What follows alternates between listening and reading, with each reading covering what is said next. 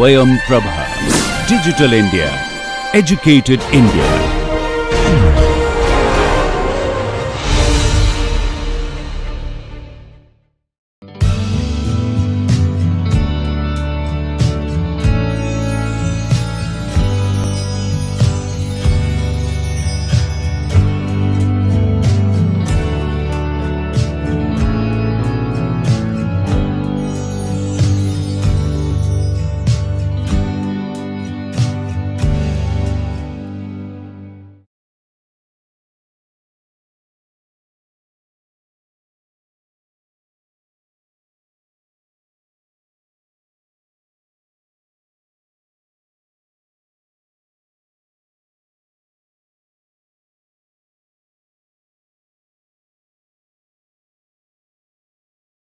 Hello all, welcome back.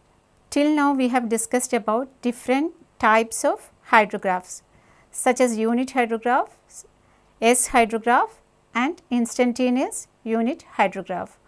All the concepts related to these three hydrographs have been discussed based on the linear system theory, and we have looked into the interrelationship among these three hydrographs.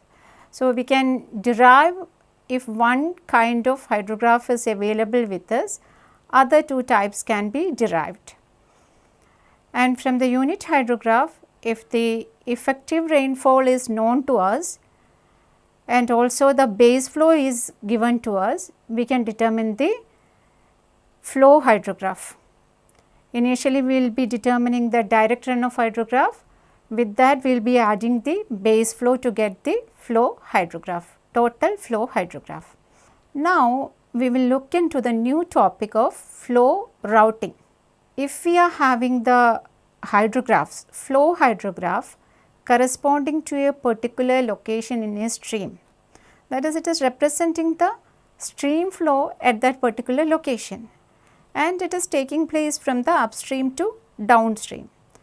So, if I am looking at the hydrograph at the downstream side, will it be the same as that of the one which we are having at the upstream side, or will there be any difference?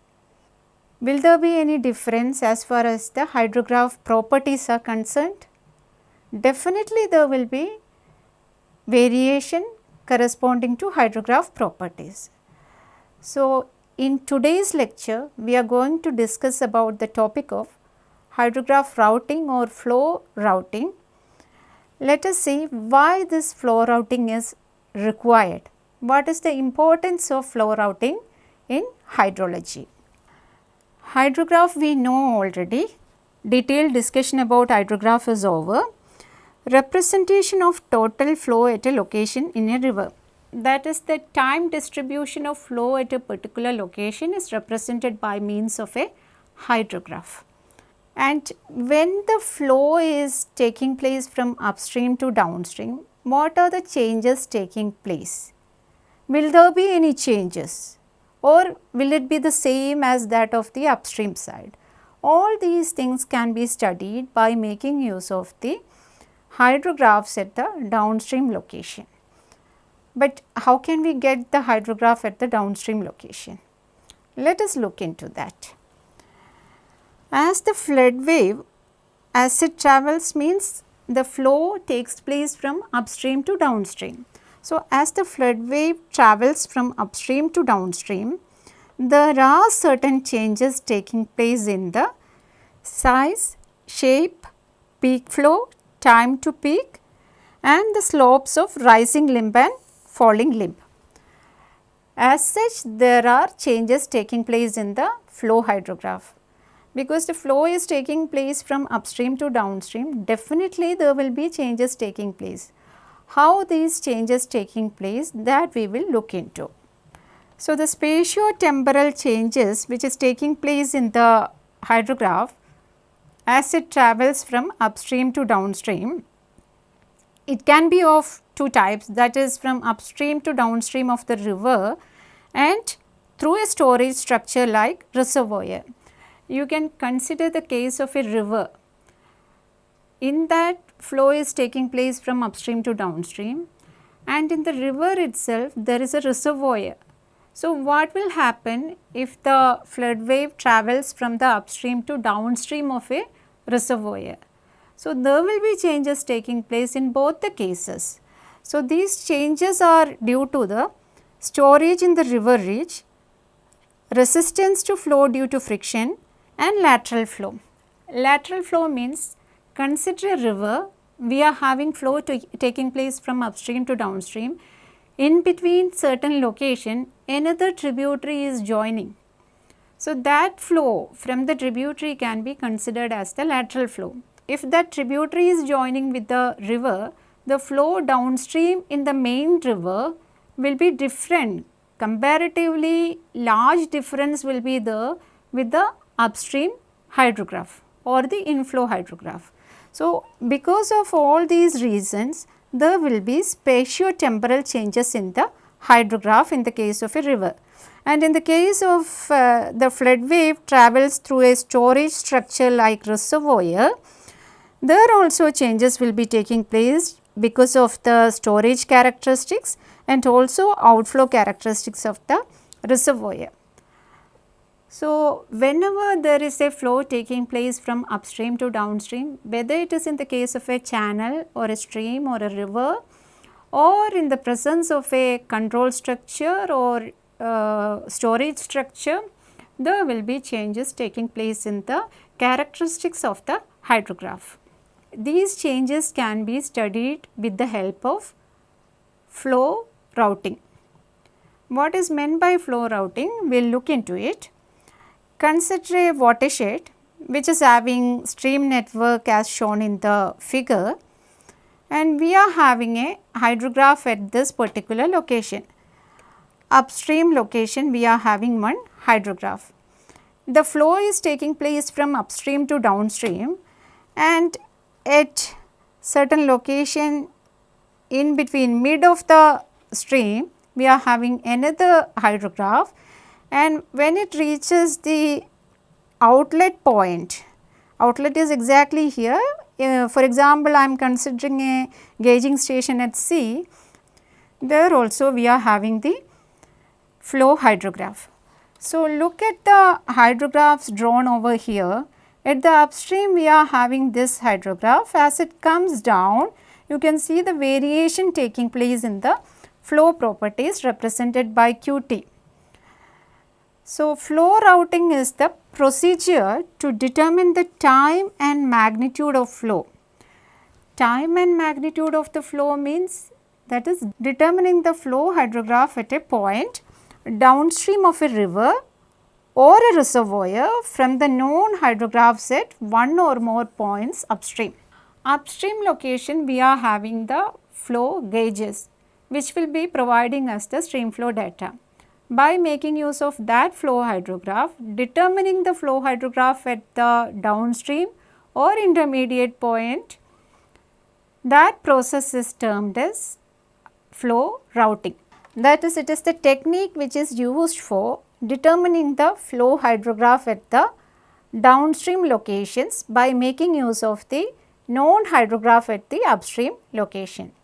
So, whenever some flow takes place from upstream to downstream, whether it is in the case of a river or it is in the presence of a reservoir, there are changes taking place in the flow response, that is represented by the flow hydrograph.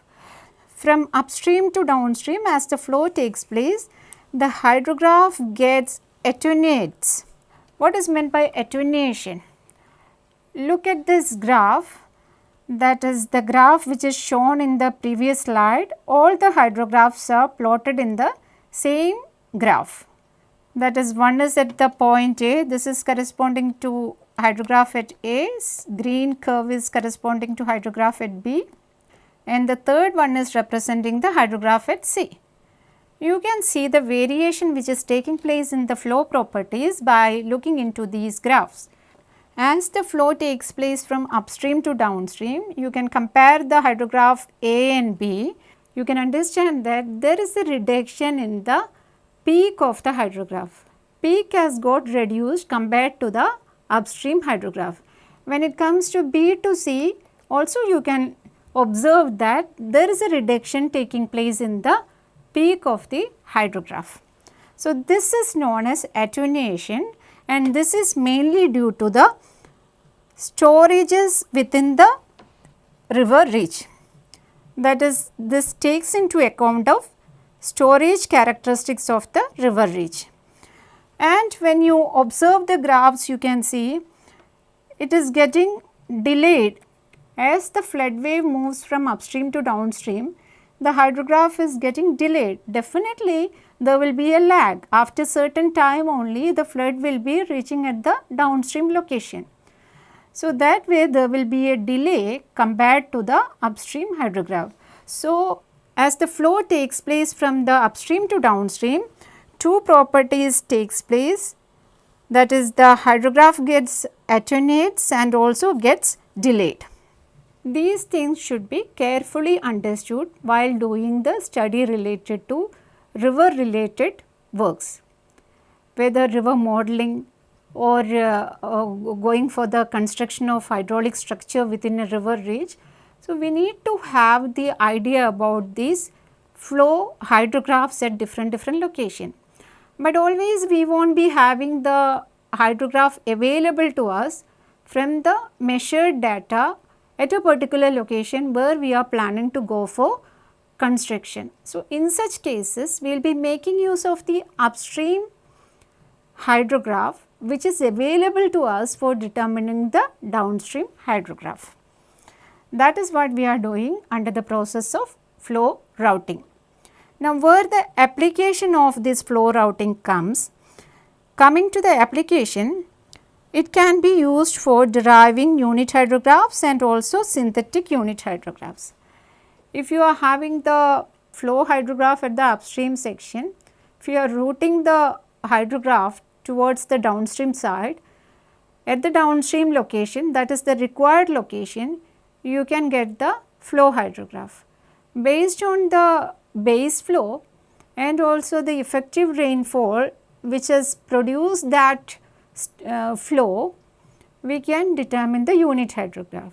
The unit hydrograph thus derived can be utilized for deriving the synthetic unit hydrograph of a neighboring catchment which is hydrologically and climatically similar to the gauged catchment. Then coming to the second application, it can be used for the design of detention storage, channels and different hydraulic structures. For example, if you are going to construct a hydraulic structure, whatever be the purpose of that, in that case we need to know the flow which will happen at that particular location and also the corresponding water level along with the velocity. If water level and velocity are available, we can determine the stream flow. But gauges are not present at the downstream location where we need to determine the hydrograph or where we are planning to go for the construction of a hydraulic structure. In such cases, we can make use of the upstream hydrograph as the inflow hydrograph to get the required hydrograph at the required location. And for the operation of control structures, there will be certain flood control structures present in the rivers.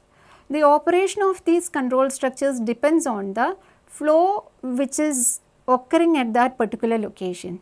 Even though there is no data related to stream flow or stream flow measurement is not done, we can make the operation of this control structure by making use of the hydrograph which is obtained by making use of the routing of the upstream hydrograph.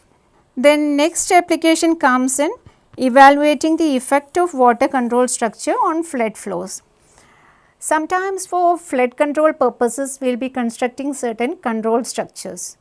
Once the control structure is constructed, by making use of the routing techniques, we can calculate the flood which is expected at the downstream side by making use of the flow routing techniques. So, that can be utilized for the evaluation of the effect of water control structure within the river on flood flows. And several applications are there as far as flow routing is concerned. The important factor which is coming into account is that we are determining the flow details or flow characteristics in terms of flow hydrograph or water level hydrograph at the downstream side where the data is not available to us, where the measured data is not available to us, by making use of the data from the upstream points. Now let us look into different types of flow routing techniques. First one is hydrologic routing and the second one is hydraulic routing. Flow routing can be generally classified into two categories. First one is hydrologic routing and the second one is hydraulic routing. What are the difference between this hydrologic and hydraulic routing? This is very important.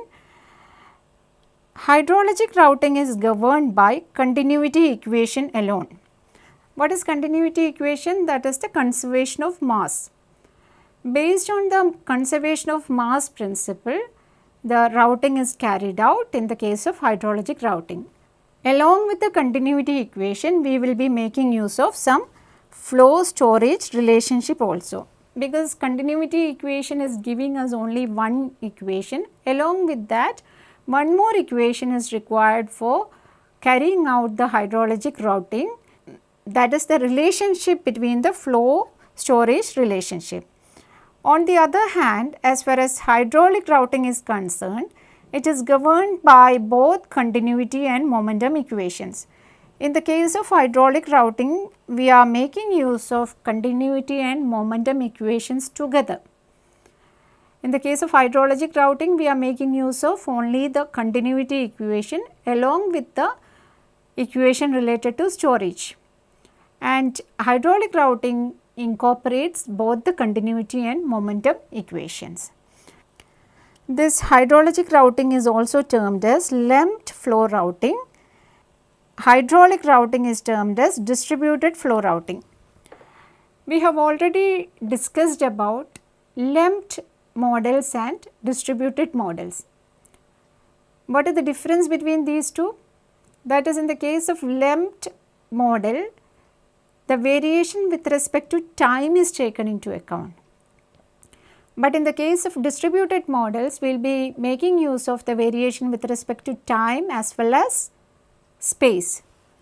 Definitely, whenever the flow is taking place from upstream to downstream of a river, there will be spatio-temporal changes taking place. So, you can understand that hydraulic routing will be more accurate compared to hydrologic routing. This is termed as lumped flow routing. That means variation with respect to time is considered. In the case of distributed flow routing, variation with respect to both time and space is taken into account. These are the differences between hydrologic and hydraulic routing. We will come to reservoir and channel separately, but in general way we can classify routing techniques in two ways, that is hydrologic routing and hydraulic routing. This is based on the principles utilized while deriving the equations.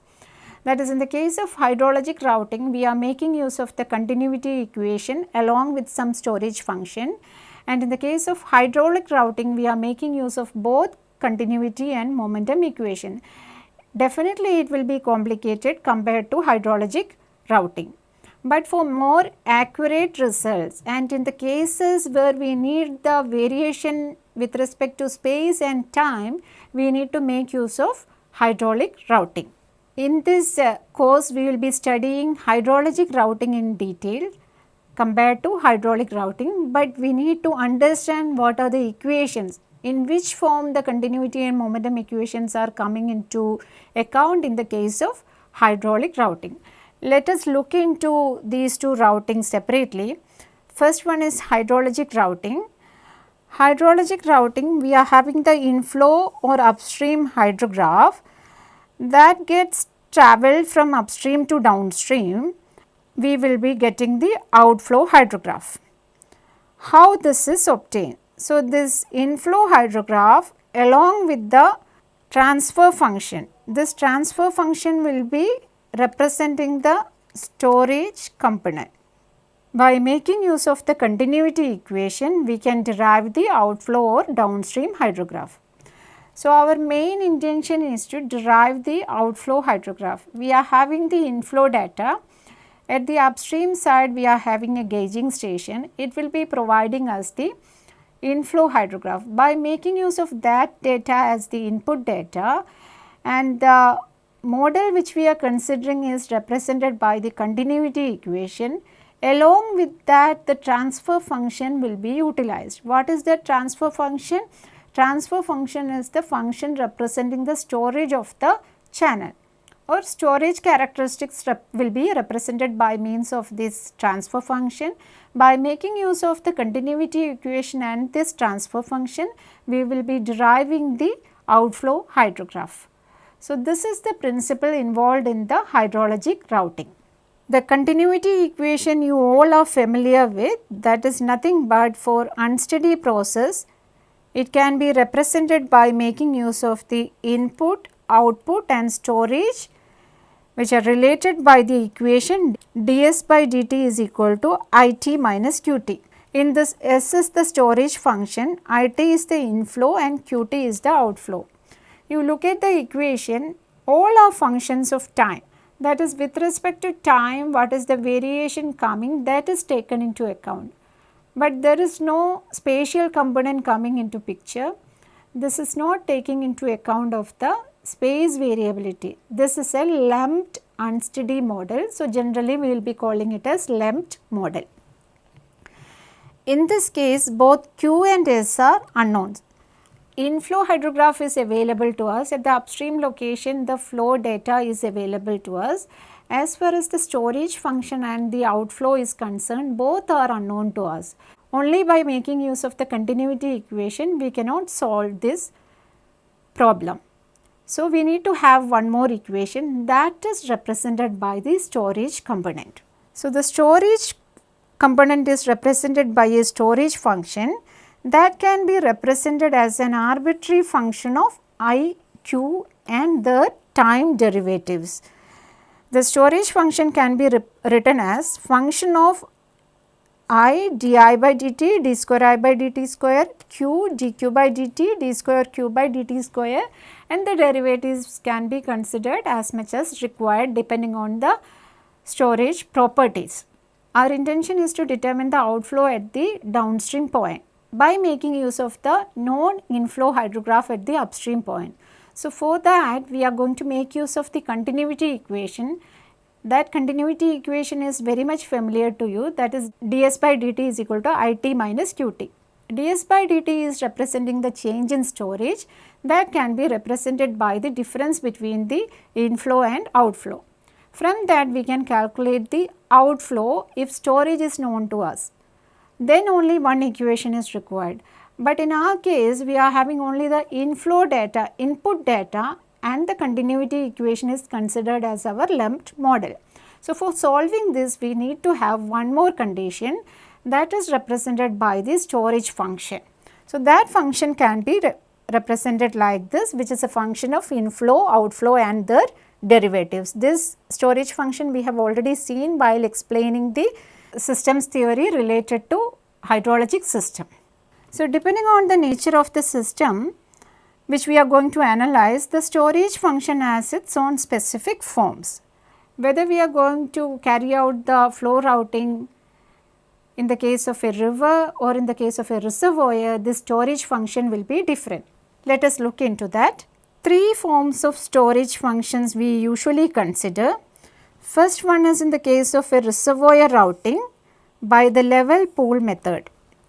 You may not be familiar with level pool method. We will discuss about this method in detail in the next lecture, but you just understand that in the case of a reservoir routing, we need to have one type of storage function. Second one is flow routing in channels by means of Muskingum method, and third one is related to series of linear reservoir models. A channel itself can be considered as consisting of series of linear reservoirs. In all these three cases, different storage functions will be considered. First is the reservoir routing by level pool method. In that case, storage is considered as a non-linear function of discharge only.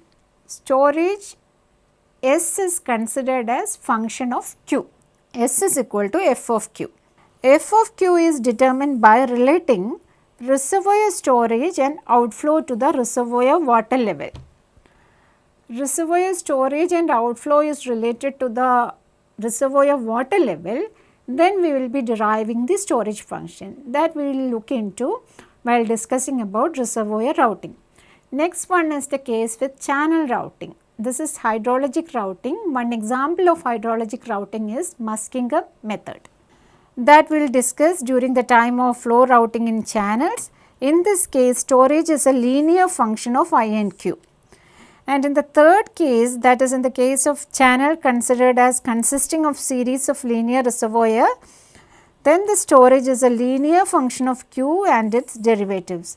So, three cases we have seen: reservoir routing, channel routing, and the channel or the system considering as series of linear reservoirs. In the case of reservoir routing, the storage function is a non-linear function of Q, and in the case of channel routing, storage is considered as a linear function of I and Q, inflow and outflow, and in the third case it is considered as the linear function of Q and its derivatives. So, these are the types of storage functions which needs to be taken into account while carrying out the flow routing or the hydrologic routing in particular. Now, let us look into the equation, that is our continuity equation. Continuity equation is given by the expression ds by dt is equal to it minus qt. Here what we are going to do, we are considering the small interval of time delta t in such a way that the variation in inflow and outflow within this time delta t is linear. So, at small interval of time, the variation of inflow and outflow can be assumed to be linear. Even though it is non-linear, but that interval of time is very small, so that we can assume that the variation taking place in inflow and outflow are linear. So, the change in storage over the time interval, that particular time interval S2 minus S1 can be found out by taking the average values of inflow and outflow at the beginning and end of the time interval. So, what we are going to do, we are going to discretize this equation, that is the continuity equation represented by ds by dt is equal to it minus qt is an ordinary differential equation that we are going to discretize by assuming that within a short interval of time delta t, the variation with respect to inflow and outflow can be considered as linear, and the change in storage can be considered as the difference between the average values of the inflow and outflow corresponding to that particular short interval of time. Look at the equation, that is ds by dt is equal to it minus qt. In this case, what we are going to do, this ordinary differential equation we are going to write in discretized form. So, ds by dt can be written as S2 minus S1 divided by delta t, and corresponding it and qt can be written as average of the I values within this time interval at the beginning and ending, and also average of the q values at the beginning and end of the time period. So, the equation takes the form S2 minus S1 is equal to I1 plus I2 by 2 delta t minus Q1 plus Q2 by 2 delta t. Actually, it is S2 minus S1 by delta t is equal to I1 plus I2 by 2 minus Q1 plus Q2 by 2. So, delta t we have taken towards the right hand side, the equation takes this form. In this, 1 is, that is we are having S1, S2, 1 is the beginning of the time interval delta t which we are considering, and 2 is the end of the time interval delta t. So, small interval of time delta t is considered, beginning and ending, within that the variation of I and q were considered as linear. Now, let us move on to the equations related to hydraulic routing. In the case of hydraulic routing, we are making use of both the continuity and momentum equation. it will be giving a spatio-temporal variation. So, this is more accurate than the hydrologic routing. Very useful in distributed rainfall runoff modeling. That is, whenever we are studying the rainfall runoff modeling, that is, we are having a rainfall and that is getting converted to runoff, and the value at the outlet of the catchment we are calculating. So, this can be studied accurately by incorporating the spatio-temporal variation by making use of the hydraulic modeling. So, this is very much useful in the simulation studies in catchments, and also the flow in a river is unsteady process, that is, with respect to time it is varying, and also from space to space, upstream to downstream also it is varying. So, by incorporating both the temporal and spatial variation, if we are making use of the continuity and momentum equation, it will be giving us the accurate result. So, that is, I have already explained this make use of continuity and momentum equations. So, estimation of flow rate or water level at important locations in the channel of a system can be done by using hydraulic routing. It can be used to describe the transformation of storm or rainfall into runoff over a watershed to produce a flow hydrograph. That process, how the runoff is taking place from a rainfall. We have seen effective rainfall calculation, after that overland flow, runoff at the outlet, those processes in detail we have discussed. So, along the channel, what are the changes taking place in the flood wave, that can be studied by means of hydrologic or hydraulic routing. If we are making use of the hydraulic routing, spatio-temporal variations in a better way, in more accurate way we can compute. So, this hydrograph can be considered as input at the upstream end of the river.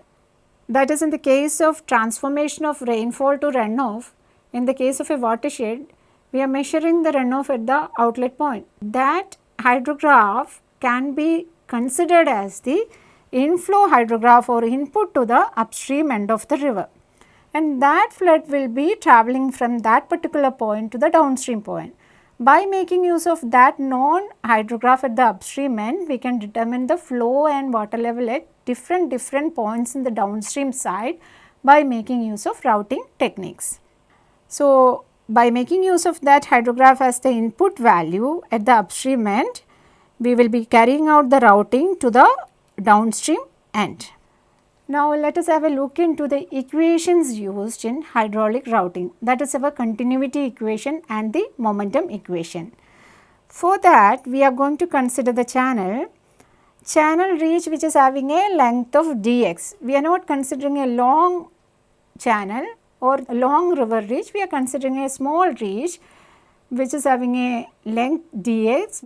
Datum is represented like this, and we are having the water level and corresponding energy gradient line. Hydraulic gradient line is marked over here. Now, coming to the x direction, this is along the channel bed.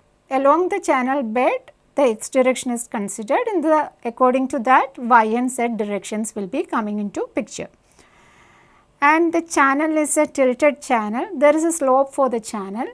It is represented by theta. That can also be represented by S naught, that is our bed slope. And the datum head is Z, and the water depth in the channel is Y, and the velocity head is given by V square by 2G. So, if you are considering total head at this particular point, then it will be given by the sum of all these three quantities. So, we are going to consider two sections. Within that, we are considering the control volume, that is section 1 and section 2. At section 1, we are having the values Z1, Y1, V1 square by 2G, corresponding values at the section 2 also. The flow is taking place from the upstream to downstream. So, we can represent Q is entering the control volume, and the outflow from the control volume can be considered as Q plus del Q over del X dx. That is, there are certain changes taking place as it travels from the section 1 to section 2. That component is getting added to Q. Depending on the type of storage, it can be a negative component or positive component. In general way, we are writing the outflow as Q plus del Q by del x dx. Coming to the water surface slope, it is represented by SF.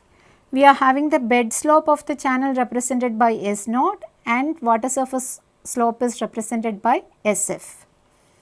I am not going to detail explanation related to the channel geometry, all those things. This you have already covered in the course on hydraulics, open channel hydraulics. Similar channel reach we are considering over here and similar properties.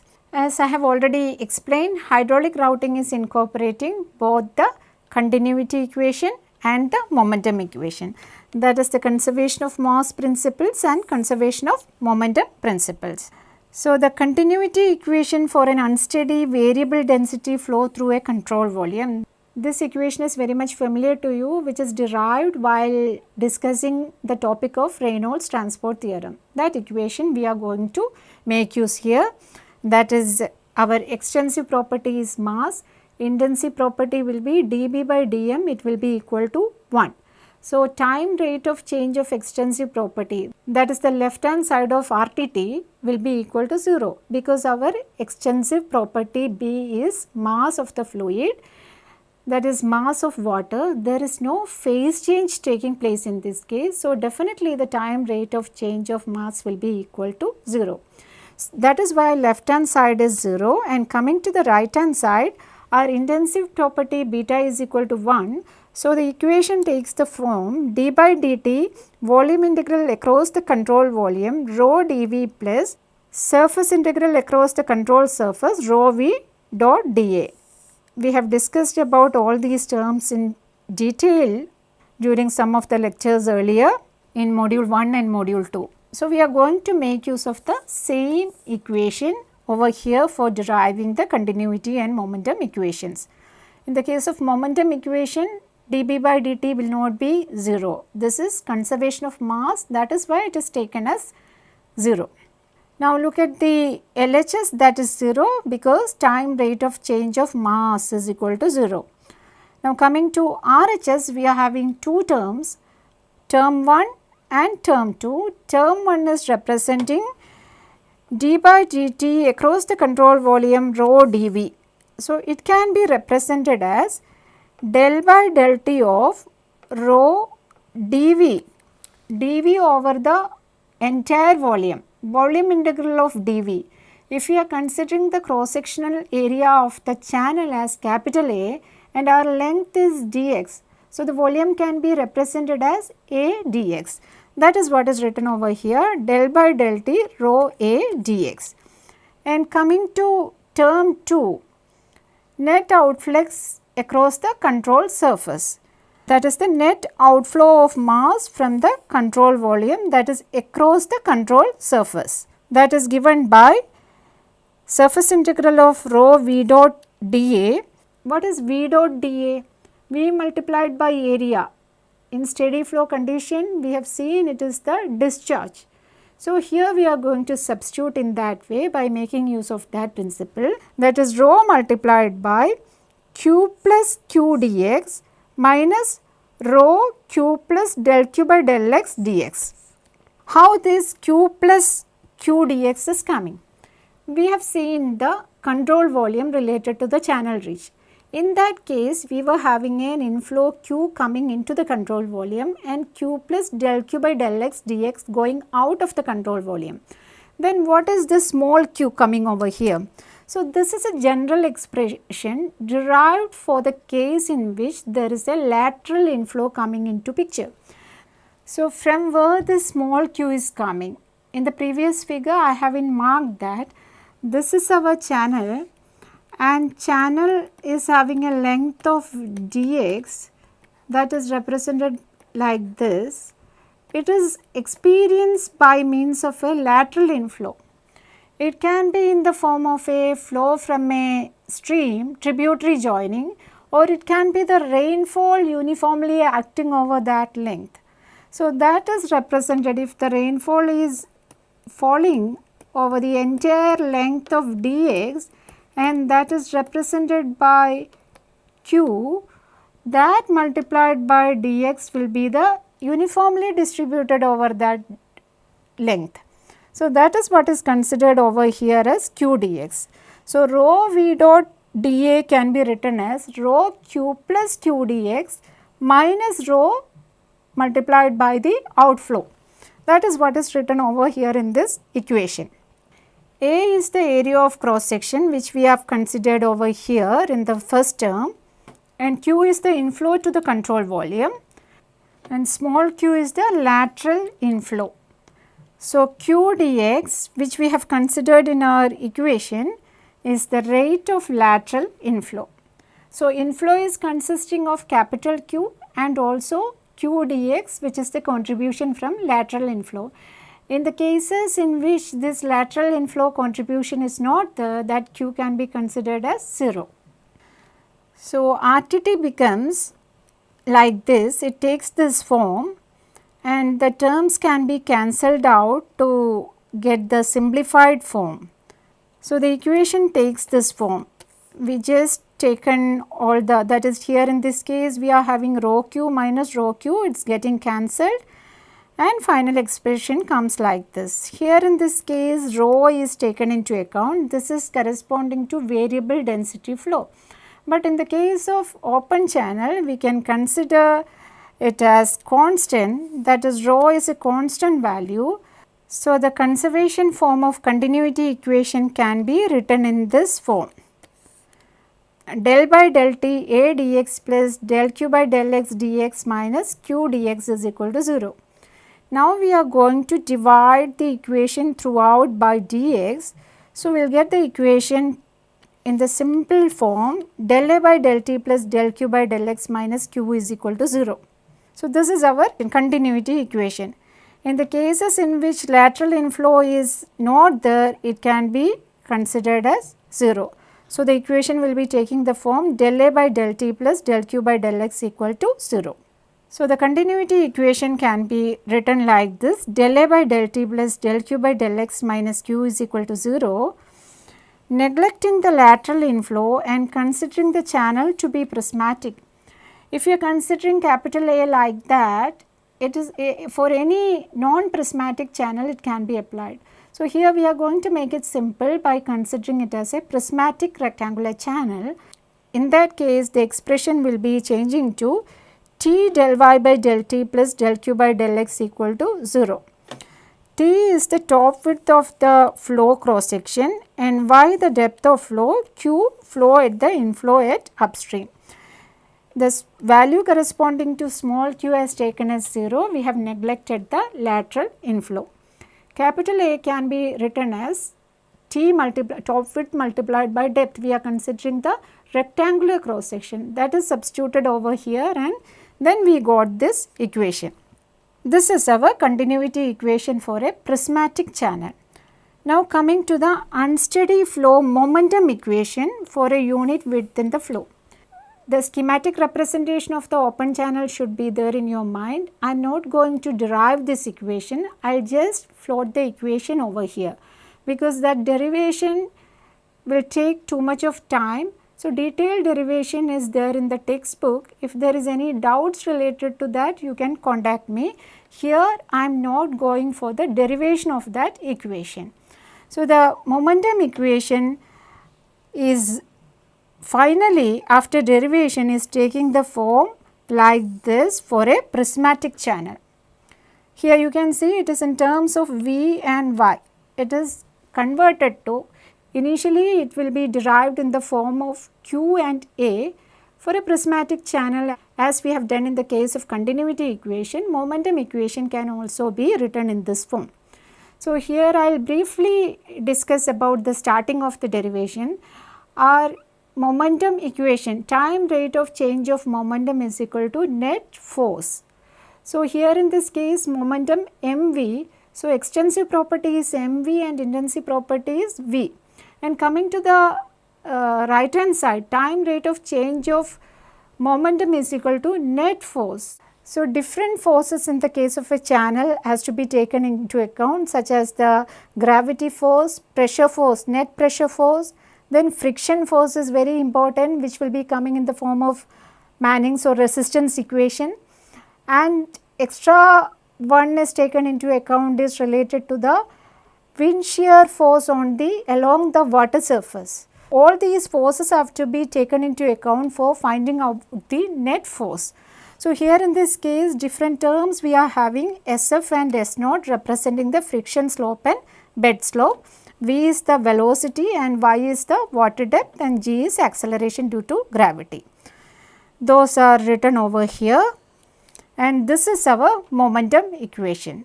So, continuity equation is given by T del Y by del T plus del Q by del X equal to 0. So, this equation is again simplified for a channel, prismatic channel, that is given by V del Y by del X plus Y del V by del X plus del Y by del T. Only thing is that Q is changed into AV form and area again multiplied corresponding to a rectangular channel. And momentum equation is as given in the previous slide. I have been derived this. This is based on the momentum equation, that is time rate of change of momentum is equal to net force. By making use of that principle and the figure which we have explained as a control volume, we can derive this equation. So, these are the two equations considered in the case of a channel hydraulic routing. These two equations, continuity and momentum equation combined together, is commonly called as Saint-Venant's equation. Based on the scientist who has derived this, these equations combined form is named as Saint-Venant's equation, commonly used for channel flow routing. These are partial differential equation. Considering all these terms in both these equations, getting exact solution or by means of analytical solution is very difficult. So, whenever we are going for deriving the analytical solution, we will be making use of the partial terms, not incorporating complete terms in the momentum equation. And if we are incorporating all these terms together for finding out the solution, we can make use of numerical techniques for solving these equations. It is an approximate technique. More or less accurate results these numerical techniques also will be giving us, but I am not going deep into those techniques for finding out the solution of this Saint-Venant's equation. And here in this case, when we are looking at this momentum equation, for getting the partial solution, if we are considering only this term G SF minus S0 equal to 0, it can be considered as steady uniform flow, that is termed as kinematic wave routing.